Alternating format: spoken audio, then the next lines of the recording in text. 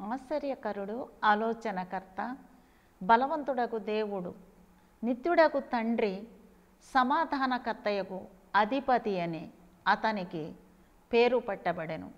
ఈ దినములలో మనము ఈ మాట నిత్యము ఎందుకు జ్ఞాపకము చేసుకుంటున్నామంటే, దూతగణ పరివేష్టితుడు, అలాగే సియోను శిఖరాగ్రకేసరుడైన దేవాది దేవుడును, ఆ మహోన్నతుడైన పాపుల రక్షకుడు, రానయ్యున్న రారాజైన మన యేసుక్రీస్తును గురించి స్తుతి ఘనత మహిమలు చెల్లించుకుంటూ ఈ యొక్క క్రైస్ట్ మాస్లోంచి తీయబడిన చక్కటి ఆ యొక్క ప్రభు జన్మదిన ఆ ప్రత్యేకమైన సందేశాన్ని ధ్యానించుకోవడానికి మనము కూడుకొనవలసినది. హల్లెలూయా.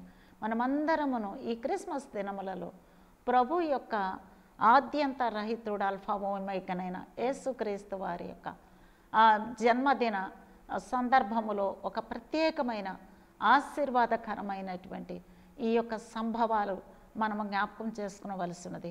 ఆయన యొక్క పుట్టుక దినం ఎంతో రమ్యమైనది. దేవునికి వందనములు. హల్లెలూయా. కనుక అన్నిటికీ ఒక చక్కటి వాక్యం ఉంటుంది. అది ఏదంటే, దేవుడు లోకమును ఎంతో ప్రేమించెను, కాగా ఆయన తన అద్వితీయ కుమారునిగా పుట్టినవాని యందు విశ్వాసముంచు ప్రతివాడు నిత్య జీవం పొందునట్లు ఆయనను అనుగ్రహించెను. ఈ వాక్యము ప్రపంచంలో ఉన్న అనేక భాషల్లోకి తర్జుమా చేయబడింది. దేవునికి వందనాలు. దేవుని యొక్క ప్రేమ ఎరుగని వారు, తెలియని వారు ఈ లోకమందు ఆ యొక్క ఆయనతో ఆ జనన మరణ పునరుత్థానముల యందు పాలుపంపులు లేని వారికి మనశ్శాంతి ఉండదు, నెమ్మది ఉండదు. కనుక నా ప్రాణమా యెహోవాను సనుతించుము అనే వాక్యం మనం నిత్యము ధ్యానించుకోవాలి. ప్రార్థన చేసుకుందాం. మహోన్నతుడైన తండ్రి, ఎల్ల వేళలా ప్రభు నిత్యము నిన్ను స్తుతించుటకై నేను ఉన్నత మహోన్నతమైన స్థలములలో సంచరించవాడని నువ్వు చెప్పి ఉండగా, ఎవడు దీనుడై నలిగిన హృదయం కలవాడై నా సన్నిధిలో వణుకుచుండును వానినే నేను దృష్టించదనని చెప్పి ఉన్నవాడా, నాయన ఈ యొక్క క్రైస్ట్ మాస్ నుంచి నాయన మరి ట్రాన్స్లేషన్ చేయబడి క్రిస్మస్ అనేటటువంటి ప్రభువు యొక్క జన్మదిన వేడుకలను గూర్చి ఈ యొక్క అద్భుతకరమైన క్రీస్తు జయంతి ఉత్సవాలను జ్ఞాపకము చేసుకుంటూ ప్రభువా నీ యొక్క జన్మదినాన్ని శుభప్రదంగా ఆచరించున్నట్లుగా స్తుతికరంగా నాయన కృతజ్ఞతాస్తుతులతో నిన్ను సమీపించినట్లు చేయవలనని యేసయ్య నామమును బట్టి ప్రార్థించి వేడుకున్నాను తండ్రి. ఆమెన్. దేవునికి స్తోత్రం కలుగును గాక. Wish you all a very happy Christmas and a happy new year. Praise the lord. హల్లెలూయా.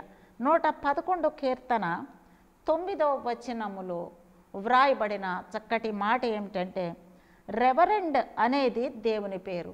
కనుక మనము ఏదో ఒకటిలేని మనము ఎవరినైనా సరే రెవరెండ్ అని పిలవకూడదు. రెవరెండ్ అంటే మోస్ట్ హై అని, చాలా ఉన్నతమైన ఆ పేరు కలిగిన ఎలోహిం రాజు, మన ఎల్ షడాయ్ రాజు, దేవాది దేవుడైనటువంటి ఎల్వలాం అనేటటువంటి మన గొప్ప దేవుని గూర్చి వ్రాయబడింది. కనుక కీర్తన 111:9లో he sent redemption unto his people, Holi and reverend is his name అని ఇంగ్లీష్లో మనం చూస్తాం. అద్భుతకరమైన మాట ఏంటంటే, ఈ సెంట్ హిజ్ పాపుల కొరకై తన రక్షణను అతడు చూపించాడు. అతడు Holi and reverend is his name అని వ్రాయబడింది. చూద్దాం కీర్తనల గ్రంథం 111:8వ వచనాన్ని మనం చూద్దాం. 111వ అధ్యాయం కీర్తనల గ్రంథంలో నుంచి చూద్దాం. 9వ వచనాన్ని చూస్తే 111వ కీర్తన 9వ వచనాన్ని చదువుకుందాం.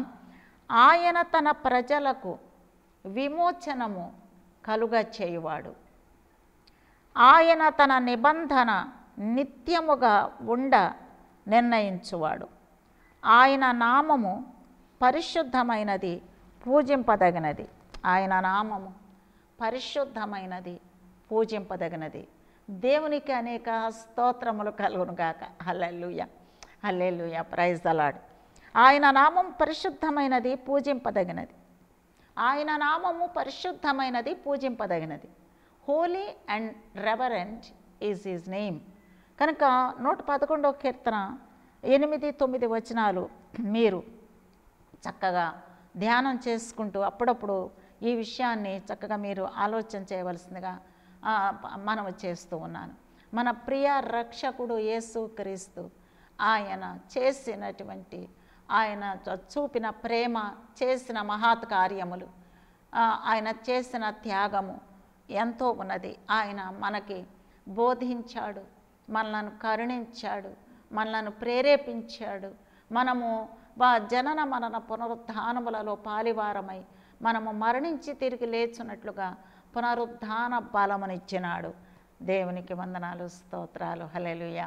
అందుకే దేవుని వాక్యం ఏమని సెలవిస్తుందంటే, మీరు ఒకరితో ఒకరు సంతోషముతో జీవించండి, క్షమించండి. నిన్ను వలె నీ పొరుగువాన్ని ప్రేమించు. తప్పక నీవు జ్ఞానముతో తెలివితో మసులుకుంటున్నావంటే యెహోవా యందలి భయమే భక్తి. ఏది అంటే నీవు నీ పొరుగువాని ఎడల చూపే ప్రేమ. నీవు చాలా మరి ఊహింపని రీతిలో నీ జీవితాన్ని కట్టుకోవడానికని రోజు రోజుకు నీవు ఎదుగుతూ ఉండాలి. హల్లెలూయా, దేవునికి వందనాలు. కనుక కొంతమంది ఐసోలేట్స్గా ఉంటారు, కొంతమంది ఎప్పుడూ కూడా వాళ్ళు ఎలాగ జీవిస్తూ ఉంటారంటే వాళ్ళ జీవితాల్లో వాళ్ళు నెమ్మది లేని వారుగా ఉంటూ ఉంటారు. హల్లెలూయా. కనుక మనం చూస్తే కొంతమంది ఒక మహాభక్తుడు తన వాక్యం చెప్తూ ఉండగా నేను చాలా ఆశతో ఈ వాక్యాన్ని నోట్ చేసుకొని ధ్యానించుకున్నాను. చక్కని విధానాన్ని బోధించారు. కొంతమంది ఐసోలేట్స్గా ఉంటారు, కొంతమంది బై స్టాండర్డ్స్గా ఉంటారంట. అంటే వారి యొక్క జీవితాన్ని సంపూర్ణముగా దేవునికి ఇవ్వలేక చాలా బలహీనమైన తత్వం కలవారై ఉంటారు. కొంతమంది మనుష్యులు వారి యొక్క తత్వము, తలంపులు ఎవ్వరూ మార్పలేరు, అస్సలు మార్చడానికి వీలు లేకుండా చాలా స్టబర్న్గా వాళ్ళు కఠినంగా ఉంటారు. కనుక భక్తులైనటువంటి ఆత్మీయమైనటువంటి మన ప్రవక్తలు, భక్తులు, అలాగే ఇవాంజలిస్ట్, మన సేవకులు, అపోస్తలు, అలాగే ప్రవక్తలు, వారిని కొన్ని కేటగిరీస్లో పెట్టారు. ఒంటరిగానే ఉండొద్దు. బై స్టాండర్డ్స్ అంటే జస్ట్ ప్రక్కన నిలబడే వ్యక్తిలాగా కాకుండా ఒక వ్యక్తి పైన ఆధారపడద్దు. మూడవ వారు పార్టిసిపెంట్స్, నాలుగవ వారు వాళ్ళు యాక్టివిస్ట్, ప్రయాసపడవారు. మూడవ వారు పాల్గొనవారు, నాలుగవ వారు ప్రయాసపడవారు. సంఘములో నువ్వు ఏ కేటగిరీలో ఉన్నావు? ప్రైజ్ ద లార్డ్, హల్లెలూయా. కనుక మూడవది పాల్గొనవారు. జస్ట్ పాల్గొని వారు కొంత సమయము దేవునికి ఇచ్చి ఇంకా ఇది చాలు, ఎక్కువ ప్రయాసపడొద్దు, నేను ఎక్కువ శ్రమపడను, నేను ఎక్కువ కష్టపడను, శ్రమలు తట్టుకోలేనని జస్ట్ పాల్గొంటారు. ఇంకొక కేటగిరీ దేవుళ్ళు ఎదుగుతూ ఉండగా అభిషేకం దిగే కొద్దీ అభిషేకించబడినప్పుడు వాళ్ళు పూర్తిగా వారు అబ్బా తండ్రి అంటూ దేవునికి మొరపెట్టచ్చు, కన్నీటితో మొరలు పెట్టచ్చు, ఆత్మీయమైన మూలుకులతో ఉండేవారు. ఎవరంటే వారు యాక్టివిస్ట్, ప్రయాసపడవారని అర్థం. నువ్వు ప్రయాసపడే స్టేజ్కి ఎదగగానే దేవుడు నిన్ను డైహార్ట్స్ గుంపులోనికి తీసుకొని వెళ్ళునుగాక. అంటే పూర్తిగా వాళ్ళు దేవుని కొరకు మరణించువారిగా. ఇంకా ఏది కూడా దేవుని యొక్క ప్రేమ ముందు నిల్వజాలదు. దేవుని యొక్క వాక్యం ముందు, వాగ్దానాల ముందు, దేవుని యొక్క మరి పండుగలు అవ్వచ్చు, దుఃఖకరమైనవి అవ్వచ్చు, మంచివి అవ్వచ్చు, ప్రయాసల్లో, ప్రయాణములలో, మన ఆత్మీయ జీవితంలో మనకొక ఆనందము, గురి కలిగి ఉన్నాం. అదేదంటే ఏది నీ గురి, ఏది నీ సంతోషం అంటే ప్రక్కన నిలిచేవారిగా కాక, అలాగే ప్రయాసపడేవారిగా కాక, పార్టిసిపెంట్స్గా కాక, యాక్టివిస్టులుగా కాకుండా డైహార్ట్స్గా, అలాగే ఇన్సెసెంట్ ఫాలోవర్స్గా, డైహార్ట్స్గా, వెనుకకు తీయని ఒక వ్యక్తి వలె నీవు సహవాసములో కట్టబడితివి. నీ బ్రతుకులో ఒకవేళ ఒక చిన్న వ్యక్తికైనా, పేద వ్యక్తికైనా నీ ధనం ఇవ్వాల్సి వస్తావు. నీకున్నదంతా ఎంతో ఉంది, నీకున్నదంతా అమ్మి నన్ను వెంబడించమన్నాడు ఒక వ్యక్తితో యేసయ్య. అప్పుడు మనం చదివినప్పుడు అనుకుంటాం, ఎందుకు ఇలా చెప్పాడా అని.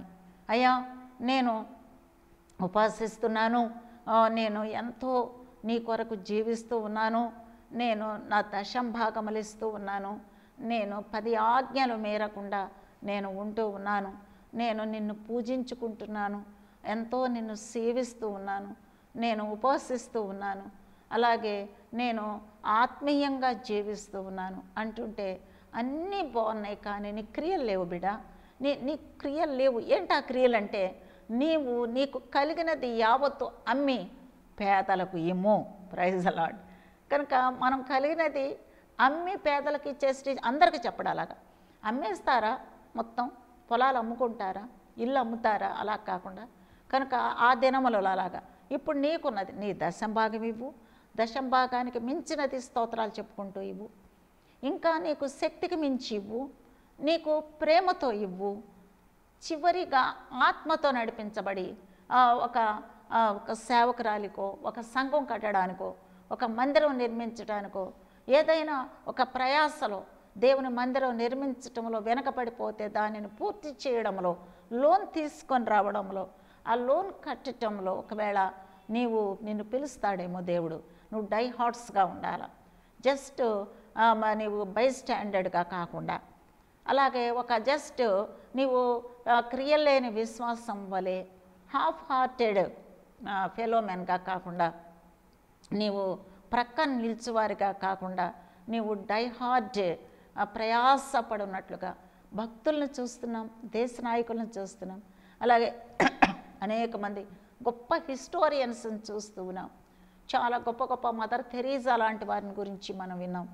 అపోస్తలులు, ప్రవక్తలు, 12 శిష్యులు, అలాగే అపోస్తలులు, కొన్ని వందల మంది పౌలు గారితో సేవ చేసిన వారు ఉండగా మీరు చివర్లో డై హార్ట్స్ గుంపుకి రావాల్సిందే. దేవునికి వందనాలు, స్తోత్రములు, హల్లెలూయా. దేవునికి వందనాలు.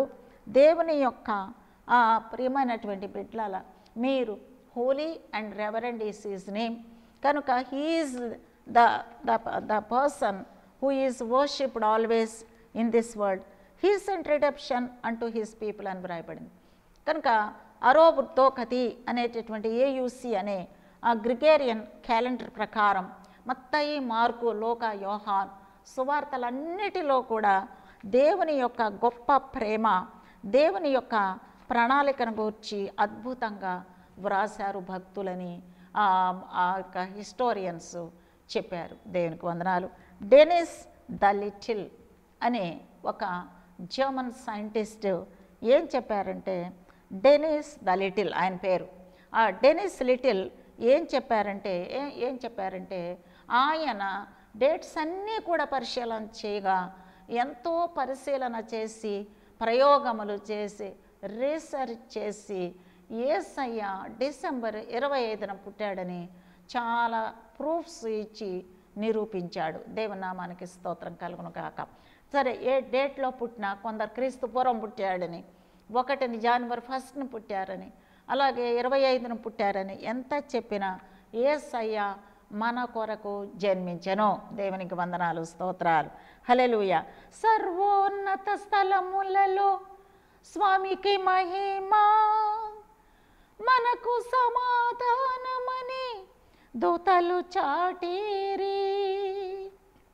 రాజాధిరాజు యేసు క్రీస్తు ప్రభువు రక్షకుడై అవతరించే బెత్లెహేములో. రవికోటి తేజుడు, రతనాల తనయుడు, ప్రవచనాల పురుషుడు, పాప పరిహారుడు, రాజాధిరాజు యేసు క్రీస్తు ప్రభువు రక్షకుడై అవతరించే బెత్లెహేములో. వసించు నా మదిలో వందనీయుడా, భజింతు నీ నామం బలవంతుడా. రాజాధిరాజు యేసు క్రీస్తు ప్రభువు రక్షకుడై అవతరించే బెత్లెహేములో. దేవునికి స్తోత్రం కలుగునుగాక. హల్లెలూయా. దేవుని బిడ్డలు ఈ దినములలో పాటలతో అలాగే మ్యూజిక్తో రకరకములైన నాట్యములతో అలాగే సండే స్కూల్ చిల్డ్రన్ వేసే చక్కని యాక్షన్ సాంగ్స్ అలాగే మన చర్చ్లో మా సండే స్కూల్ కార్యక్రమాలు కానీ యూత్ పిల్లలు కానీ పెద్దవారు కానీ దేవుని కొరకు అభినయిస్తూ ఆ దావీదు వలె నాట్యం ఆడుతూ దేవునిని స్తుతిస్తూ ఘనపరుస్తూ ఉంటే మనకు ఎలాగుంది. కనుక మ్యూజిక్ వేయొద్దని కానీ లేక ఇన్స్ట్రుమెంట్స్ వేయొద్దని కానీ లేకపోతే అది మంచిది కాదు ఇది మంచిది కాదు అనే దానికంటే మనము దేవుని విషయాలు తెలుసుకుంటూ ఇంకా దేవునిని ఉన్నతంగా ఆరాధన చేయడానికి మనం ఇష్టపడుతూ ఉందాం. దేవునికి వందనాలు, స్తోత్రాలు. క్రీస్తు ప్రభువును గురించి 333 ప్రవచనాలు ఉన్నాయి. అందులో 109 నెరవేరినాయి. ఇంకా 224 ప్రవచనాలు నెరవేరవలసి ఉన్నవి. కనుక ఈ 333 ప్రవచనాలు బైబిల్ గ్రంథంలో ఇంకా ఎక్కువే ఉండి ఉంటాయి. దేవునిని కూర్చున్నటువంటి ఆత్మీయమైన అర్థం ఇచ్చి పాపుల రక్షకుడు, లోకుల రక్షకుడు, పరమ వైద్యుడు, రానయ్యున్న రారాజు, ఎల్షడాయ్ రాజు, షమ్మారాజు, ఆయన నిస్సి అయిన మన దేవుడు అని అనుకుంటూ ఉండగా చూసారా దేవుని బిడ్డలారా, మోషే చాలా ఆశ్చర్యకరంగా కనిపిస్తూ ఉంటాడు. ఏమీ లేని వానిగా చాలా మన మోషే గురించి ధ్యానం చేస్తూ ఉంటుంటే ఆయన ఎక్కడో అడవిలో ఆ పశువుల మందలు కాచుకుంటూ ఉండగా వివాహమై తనకు బిడ్డలు కూడా కలిగి ఉన్న ఆ సమయములలో దేవుని బిడ్డలారా ఒక చోట అడవిలో వెళితే దేవుడు మాట్లాడాలంటే అన్ని ఆశ్చర్యంగా మాట్లాడాడు. ఒక పొద మండుతూ ఉంది. ఆ పొద దగ్గర కనిపించాడు. పొదలో నుంచి దేవుని స్వరం వినబడుతుంది. పొద మండుతుంది, అందులో నుంచి మనిషి మాట్లాడినట్లుగా ఆయన మాట్లాడాడు. నీవు వెంటనే తిరిగి నీవు వెళ్ళిపో ఇజ్రాయెల్ దేశానికి, ఆ యొక్క ఐగుప్తు బానిసత్వం నుండి నా ప్రజలను విమోచించాలి.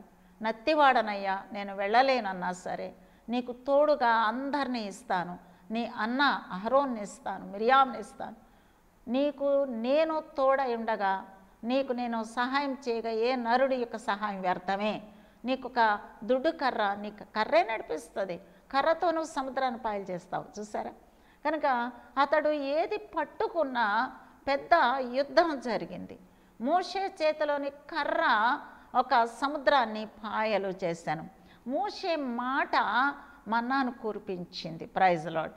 మోషే యొక్క ప్రెజెన్స్, అతని ప్రార్థన, అతని యొక్క ఉపవాసము, అతని కన్నీరు ఆ యొక్క బానిసత్వము నుండి, దుఃఖము నుండి, వేదన నుండి, భయంకరమైనటువంటి ఐగుప్తు పాపముల నుండి ఆ యొక్క ఆ గుంపులుగా అద్భుతకరంగా వాళ్ళు ప్రయాణం చేసి వాళ్ళు కనాను చేరినారు. నీవు కూడా ప్రయాణం చేస్తున్నావు. చాలా కఠినమైన సమస్యలు నీకున్నాయి కనుక నీవు అడ్జస్ట్ అవుతూనే ఉండు. తను తాను తగ్గించుకునేవాడని వాక్యం ఉంది. హెచ్చించబడతాడు. తన్ను తాను హెచ్చించుకుంటుంటే తీసివేయబడతాం. తగ్గించుకోవాలా, ప్రార్థించాలా, కన్నీరు పెట్టాలా, రోగాల కొరకు, పాపాల కొరకు, మన ఆస్తి కొరకు, ఐశ్వర్యం కొరకు, అలాగే మనకు బ్లెస్సింగ్ రావాలని వాక్యం అర్థమయ్యేలాగా చేయనైనా అని మనం చాలా ప్రయాసపడుతూ ఉండాలి. దేవునికి వందనాలు, స్తోత్రాలు. దేవుని బిడ్డలారా గమనించుకున్నట్లయితే ఒక ఆయన మరి ఒక జోసెఫ్ మూర్ అనేటటువంటి ఆయన సైలెంట్ నైట్ అనే చక్కటి పాట వ్రాశారు. ఈ యొక్క లిరిక్ బుక్స్లో మనం చూస్తే జోసెఫ్ మూర్ ఎంత చక్కగా వ్రాశారు అని అనుకుంటా. ఫ్రెడరిక్ ఓక్లే అనే ఒక ఆయన ఉన్నారు. ఆ ఓక్లే ఆయన ఓసాద్ భక్తులారా అనేటటువంటి చక్కటి పాటను ఆయన రచించారు. దేవునికి వందనాలు. ఐజాక్ న్యూటన్ 1642లో డిసెంబర్ 25న ఆయన జన్మించారు. అనక అలాగే కెప్టెన్ జేమ్స్ కుక్ అనే ఆయన ఉన్నాడు, పెద్ద అడ్వెంచరస్ మ్యాన్. ఆయన సాహస యాత్ర చేస్తూ పసిఫిక్ మహాసముద్రంలో ఆర్కిటిక్, అంటార్కిటిక్, అట్లాంటిక్, పసిఫిక్ సముద్రంలో ప్రయాణము చేస్తూ ఉండగా ఒక దీవిని కనుగొన్నాడు. కెప్టెన్ జేమ్స్ కుక్ అని ఆయన దానికి ఆ దీవిని కనుగొని దానికి క్రిస్మస్ దీవి అని పేరు పెట్టారు. కనుక మనం చూస్తే ఆసియా ఖండంలో గమనించినట్లయితే ప్రపంచం మొత్తంలో ఆసియా ఖండం పెద్దది, 76 దేశాలు ఉన్నాయి. అందులో ఈ పాలస్తీనా దేశం, గలిలయ సమరయ యూదయ కలిగినటువంటి ప్రపంచం నడిబొడ్డులో ఉన్నటువంటి ఈ చక్కటి ఇజ్రాయేలు దేశం పాలస్తీనా అని పేరు పెట్టబడింది. దేవునికి వందనములు. ఈ పాలస్తీనా దేశమునకు టెల్ అబీవ్ అనేది దాని రాజధాని. అయితే చాలా గొప్ప గొప్ప కట్టడములను రోమన్ చక్రవర్తులు అలాగే రకరకములైనటువంటి చుట్టూ ఉన్న శత్రువులు దాడి చేయగా ఆ ఇజ్రాయెల్ దేశాన్ని నాశనము చేసి టర్క్స్ మరి పూర్తిగా దానిని ధ్వంసం చేశారు. ఇలాగే అటువంటి సమయములలో టైటస్ అనే ఒక వ్యక్తి భయంకరంగా దాన్ని డిస్ట్రాయ్ చేశారు. ఆ తర్వాత ఇప్పుడు అబ్రహాం ఇస్సాకును బలిచ్చిన చోట ఇప్పుడు ఒక చర్చ్ అంటూ లేదు, డోమ్ ఆఫ్ ద రాక్ అనే ఒక బిల్డింగ్ ఉంది. ఆ డోమ్ ఆఫ్ ద రాక్ అనేది ఒకప్పుడు సొలొమోన్ దేవాలయం, అలాగే గొప్ప గొప్ప ఆరాధనలు పొందిన ఆ యెరూషలేము యొక్క మహిమ గల దేశంలో ఏముందో తెలుసా? ఇప్పుడు డోమ్ ఆఫ్ ద రాక్ అని ఒక వేరే మతమునకు చెందిన ఒక చిహ్నం ఉంది. ఆ డోమ్ ఆఫ్ ద రాక్ని తీసివేసి మన యూతులు వాళ్ళు ఎర్ర పెయ్యి పుట్టాల, ఒక ఎర్ర పెయ్యి పూర్తిగా ఎర్ర పెయ్యి పుట్టినప్పుడు దాన్ని బలిచ్చి మేము పొగవేసి దహనము చేసి పొగవేసి దాని బూడిదను జల్లి మేము దేవాలయమును మొదలు పెట్టేదాము అంటున్నారు. ఎప్పుడైతే యెరూషలేములో ఈ దేవాలయం మొదలవుతుందో, ఎప్పుడైతే క్రొత్త దేవాలయాన్ని ఆ ఎర్రపేను వధించి కడతారో ఇక రాకడ అతి సమీపముగా ఉన్నదని మనం గ్రహించుకుంటున్నాం లేఖనాల నెరవేరు ప్రకారం. కనుక రాకడ ఇవాళ ఉండొచ్చు నీ జీవితంలో. నీవు ప్రభు నీ హృదయంలో కాలు పెట్టగానే ఆయన ఒడిలో నువ్వు కూర్చుంటావు. అలాగే హృదయం అనేది నీవు తెరుచుకుంటే నీ హృదయంలో నేను కాలు పెట్టగానే, నీ హృదయం అనే తలుపు నువ్వు తీయగానే, నేను నీతో ఉంటే నీ హృదయంలో నేను కాలు పెట్టగానే, నేను ఎంటర్ అవ్వగానే నీ జీవితమే మారిపోవునుగాక. కనుక ప్రభు వచ్చేది ఫిజికల్గాని కాదు, వస్తాడు, మేఘాల మీద తీసుకొని వెళ్తాడు. మంచిదే. అయితే దేవుని బిడ్డలారా, దేవుని యొక్క క్రిస్మస్ ఎలా జరిగింది? ఆయన పుట్టాడు, పెరిగాడు, మా అందరి కొరకు చనిపోయాడు, అందరి కొరకు ఆయన తిరిగి లేచాడు. కనుక క్రిస్మస్ టైంలో మంచి పాటలు పాడుకుంటున్నాం, దేవునికి వందనాలు. అలాగే జనవరి 1 మనం స్తుతి కూడికలు ఏర్పాటు చేసుకున్నాం. ఈస్టర్ రోజున ఆయన యొక్క జనన మరణ పునరుత్థానాలు, ముఖ్యంగా ఆయన మరణించి తిరిగి లేచిన ఆ యొక్క శ్రమ దినాల్ని ధ్యానిస్తున్నాం. ప్రతి ఆదివారం బైబిల్ గ్రంథంలో స్తుతించటం, ధ్యానించటం మనం చేస్తూనే ఉన్నాం. దేవునికి వందనాలు. కనుక దినమునకు ఒక 3 గంటలు ప్రార్థన చేసుకుంటూ, పనికి కొంత సమయం, విశ్రాంతికి సమయం ఇచ్చినా సరే, మన జీవితాల్లో మనము ఏదైనా సరే మన బిడ్డల కొరకు కొంత సమయం ఇచ్చినాం, ఏదైనా సరే ఒక దినం అంతట్లో ఒక 3 గంటలు 4 గంటలు దేవునికి ఇవ్వాలి. కనుక పాటలు పాడాలి, వాక్యమును ధ్యానించాలి, ప్రార్థించాలి, విశ్వసించాలి, విజ్ఞాపనలు చేయించి ఉండాలి. అప్పుడే నీవు ఆనందిస్తావు, కానీ నీకు నిజమైన ఆనందం దొరకదు. గొప్ప సంతోషం నీకు ఎక్కడ దొరకదు. ఏ ప్లేస్ విజిట్ చేసినా, నీవెవరితో గడిపినా, నీకు ఎన్ని దుస్తులు, నగలు, ఎన్నో మంచి మంచి గృహములు, ఆస్తి, ఐశ్వర్యము కలిగిన నిన్ను రక్షించింది యేసుక్రీస్తు కాబట్టే ఆయన స్వరూపు నీలోనికి వచ్చి, ఆయన రూపం నీకు వచ్చి నువ్వు రూపాంతరము చెందినప్పుడే. కనుక నువ్వు రూపాంతరం చెందావు. రోజులు అనుకుందాం, నేను రూపాంతరము చెందుచున్నాను. కొండ మీద ప్రభు రూపాంతరం చెందినట్లుగా నీ మహిమ, నీ పవరు, నీ శక్తి నాకు ఇవ్వు నాయన. ప్రార్థన చేస్తూనే ఉండాలి. కనుక ఈ యొక్క యెరూషలేములో, మరి ఆ యెరూషలేము నుండి ఆ బెత్లెహేమ్ అనే ఊరు వాళ్ళు ప్రయాణం చేశారు.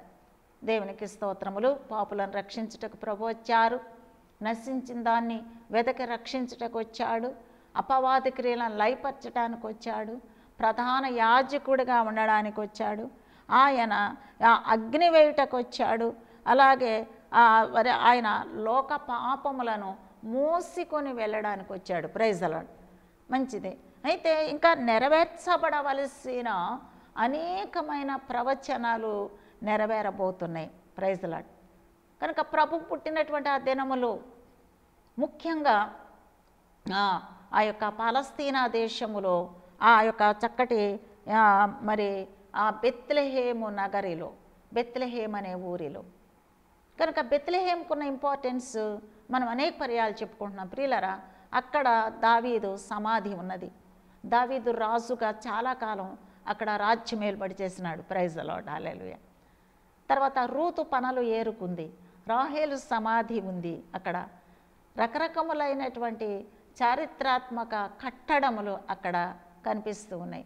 కనుక తన ఊరి ప్రజలకు, తన సొంత ఊరకు బెత్లెహేములో జనసంఖ్యలో తన పేరు నమోదు చేయడానికని ప్రభువుని అక్కడికి తీసుకొని వెళ్ళటం జరిగింది. తనకు పుట్టబోయే బిడ్డ, తర్వాతే తన యోసేపు, మరియా అందరూ ఆ బెత్లెహేముకు వెళ్ళారు. కనుక మనం చూస్తే ముందుగా మరి చాలా అద్భుతకరంగా ఆ ఆకాశములో ఉన్న దేవదూతలు మొదటి క్రిస్మస్ చేశారు. కనుక వాళ్ళు ఏమని పాడారు? సర్వోన్నతమైన స్థలములలో దేవునికి మహిమయు, ఆయనకిష్టులైన మనుషులకు భూమి మీద సమాధానము కలుగునుగాక అన్నారు. కనుక సర్వోన్నతమైన స్థలములలో భూమి మీద ప్రజలకు ఈ సంతోషకరమైన సువర్తమానము, ఇటువంటి గొప్ప సంతోషకరమైన శుభవార్త ఇంకేది కూడా లేదు. అదే క్రీస్తు జన్మము, ప్రభు పుట్టుకనేది. హల్లెలూయా.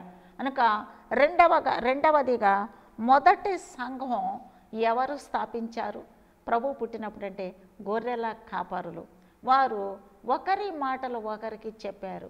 కనుక ఆ దావీదుపురంలో ప్రభు పుట్టాడని, ప్రభు పశువుల తొట్టులో పరుండబెట్టాడని, అలాగే మాకు దేవదూత వచ్చాడని, మాకు ప్రజలందరికీ కలగబో మహా సంతోషకరమైన స్వర్తమానము నేడు మీకు తెలియజేయుచున్నాము. దావీదు పట్టణమందు రక్షకుడు మీ కొరకు పుట్టి ఉన్నాడు. హల్లెలూయా. చక్కటి మాట ఇది. ఇటువంటి మాటను గొర్రెల కాపరులు మొట్టమొదటిగా దేవుని స్తుతించుకుంటూ చాలా గొప్ప సువార్తను ప్రకటించారు. అలాగే మొదటి సంఘం గొర్రెల కాపరు మొదటి కానుకలు ఎవరిచ్చారు? కనుక దూర ప్రాంతం నుంచి వచ్చిన మెల్కిషాజర్, గోస్పర్, అర్తబాన్ అనే జ్ఞానులు ముగ్గురు వచ్చారు. కనుక ఈ ముగ్గురు జ్ఞానులు మెల్కిషాజర్, గాస్పర్, కనుక అర్ధబాన్, గాస్పర్, అర్ధబాన్ అనే ముగ్గురు జ్ఞానులు మనం ఇక్కడ జ్ఞాపకం చేసుకుందాం. కనుక వాళ్ళు తూర్పు దేశం నుండి వచ్చారు. కనుక వాళ్ళు ప్రేరేపణ ప్రకారము పైన ఉన్న నక్షత్రాన్ని చూచి ప్రయాణము చేశారు. ఏ యొక్క వెబ్ కెమెరాలు అప్పుడు లేవు. వాళ్ళు మరి ఎటువంటి యంత్రముతో దాన్ని చూచారు. కనుక ఈ చక్కటి ఈ తేజో నక్షత్రము ఆకాశంలో ఈ వేకువ చుక్క ప్రయాణం చేస్తుంది. ఆ యొక్క ప్రయాణం అంతా కూడా నక్షత్రం వెంటనే జరిగింది. కనుక ఎంతో జ్ఞానులు వారు. మధ్యలో ఒకవేళ జ్వరం పడి ఉండొచ్చు, అనారోగ్యాలు కలిగి ఉండొచ్చు, ఒంటెలకు బలహీనత, వాళ్లకు బలహీనత, ప్రయాణ సాధనాలు పాడైపోయి ఉండొచ్చు. కానీ వారు చాలా ప్రయాణం చేశారు. హల్లెలూయా. 1000 మైళ్ళ వరకు ప్రయాణం చేశారు. ఎన్నో నెలలు వారు చక్కగా ప్రయాణం చేసి వస్తే బంగారము రాజు అని, అలాగే సాంబ్రాణిని పూజ్యనీయుడని, అలాగే భోళమును ఆయన అనేకుల కొరకు మరణించేటటువంటి ఆయన అవతార మూర్తి కాబట్టి ఆయన తపోధనుడు, ప్రాణము త్యాగము చేయవాడని గుర్తుగా భోళం వేయటానికి వచ్చారు. సాంబ్రాణిని అర్పించినారు. బంగారము రాజుకు ఒక బహుమానంగా వాళ్ళు తీసుకొని వచ్చినట్లుగా మనం చూస్తున్నాం. Praise the lord. హల్లెలూయా. దేవునికి వందనములు. కనుక పాపుల రక్షకుడు, రోగులకు వైద్యుడు, రానయ్యున్న రారాజు, పెండ్లి కుమారుడైన యేసుక్రీస్తుని గురించి మనం ధ్యానిస్తూ ఉండగా ఆయన పుట్టుక మన హృదయంలో ఉండాలి. ఆయన యొక్క మరణము, శ్రమలు, పునరుత్థాన మహిమలు అన్నీ మన హృదయంలో ఉన్నాయి. ఈ దినముల్లో మనం ధ్యానిస్తూ ఉండగా దేవునికి వందనములు. డేట్ అని, లేకపోతే ఆ సంఘమని, ఈ సంఘమని మనకేది ఇక్కడ తేడాలు లేవు. కానీ అన్ని పాటలు పాడదాం. అందరిని గౌరవించి అందరితో కలిసిమెలిసి ఉంటాను. హృదయంలో భేదములు, అలాగే దురభిప్రాయములు, అలాగే చింతలు, అవమానములు, అలాగే కలహములు, మత్సరములు అనేవి లేకుండా ఉండడానికని ఈ సమాధానకరమైనటువంటి క్రిస్మస్ సందేశము మనల్ని దీవించును కాక. దేవుడి కొద్ది మాటలు దీవించును కాక. ఆమేన్. హల్లెలూయా. ప్రార్థన చేసుకుందాం. ప్రేమామయుడా, శక్తిమంతుడా, బలవంతుడా, నీవు ఇమ్మానుయేలు అనే పేరుతో నీవు జీవించావు నాయన. నీ యొక్క నాయన తండ్రి అయినటువంటి నాయన యోసేపు కూడా ప్రభా నడుం కట్టుకున్నాడు. ప్రభా తన యొక్క నోరు కట్టుకున్నాడు, తన హృదయం కట్టుకున్నాడు, సంకల్పించుకొని ఆయన మరియా బిడ్డను కనువరకు ఆమెను ఎరుగకుండి ఎంతో ప్రయాణము చేసి తనతో కష్టపడి జీవించినాడు. కనుక యోధా దేశపు బెత్లెహేములో, యోధా వంశములో, దావీదు వంశములో పుట్టిన ఆ యొక్క యోసేపు కూడా ఎంత కోఆపరేషన్ ఇచ్చాడు నాయన. మరియ కూడా ప్రయాసపడింది నాయన. జీవితకాలం అంతా ఆయన్ను పెంచడానికి ప్రయాసపడింది. కానీ చివరిలో మేడగదిలోనికి ఆమెకు తర్వాత పుట్టిన బిడ్డలందరూ పరిశుద్ధాత్మను పొందారు నాయన. ఇటువంటి చక్కటి సంభవాలను గురించి, మంచి స్వార్థను గురించి మేము వింటూ ధ్యానిస్తూ ఉండగా నీ గొప్ప దీవెనలు నాయన ఈ క్రిస్మస్ సంతోషం, ఆనందం, సమాధానం అందరికి దయచేయాలని యేసయ్య నామములో ప్రార్థించి వేడుకుంటున్నాను తండ్రి. ఆమెన్. ఆమెన్. ప్రైజ్ ది లార్డ్ అండి. Wish you all a very happy Christmas and happy new year.